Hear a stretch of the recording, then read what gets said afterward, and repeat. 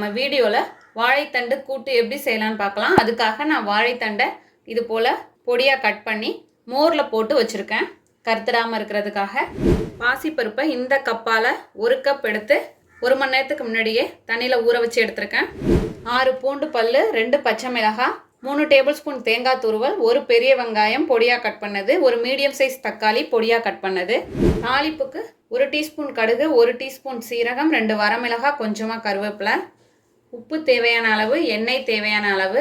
இப்போ எப்படி செய்யலான்னு பார்க்கலாம். இப்போ ஒரு குக்கர் வச்சுட்டேன், ஸ்டவ் ஆன் பண்ணிட்டேன். இதில் நம்ம வாழைத்தண்டை சேர்த்துடலாம்.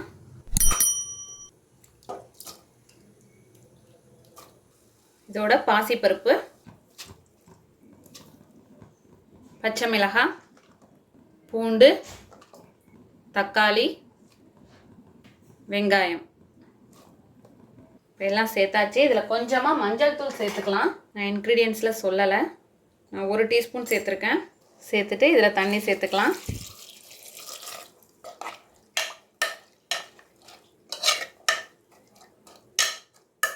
இதோட தேவையான அளவு உப்பு.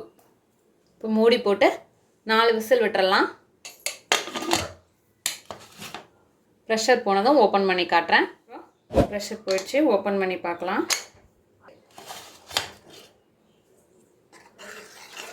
நல்லா வெந்து வந்துடுச்சு. இது போல் நல்லா குழஞ்சி வேகணும், அப்போ தான் கூட்டுக்கு நல்லா இருக்கும். பாருங்கள், நல்லா வந்திருக்கு. இப்போ ஸ்டவ்வை ஆன் பண்ணிக்கலாம். இப்போ மீடியம் ஃப்ளேம்லேயே வச்சுட்டு அதில் தேங்காய் துருவல் சேர்த்துடலாம்.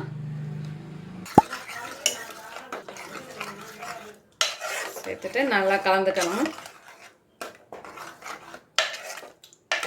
ஒரு 2 மினிட்ஸ் கொதிக்கட்டும். இப்போ ஒரு 2 நிமிஷம் கொதிச்சிடுச்சு. இப்போ தாளிப்பு தாளிச்சிடலாம். இப்போ இதில் 1 டீஸ்பூன் எண்ணெய் சேர்த்துக்கிறேன். இதில் கடுகு சீரகம் சேர்த்துடலாம். இப்போ கடுகு வெடித்ததும் கருவேப்பிலை,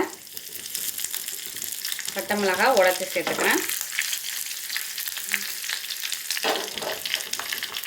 இதில் கொஞ்சமாக பெருங்காயத்தூள்.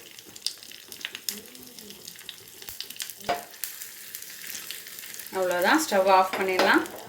இந்த கூட்டோடு சேர்த்துடலாம். நல்லா கலந்துக்கலாம்.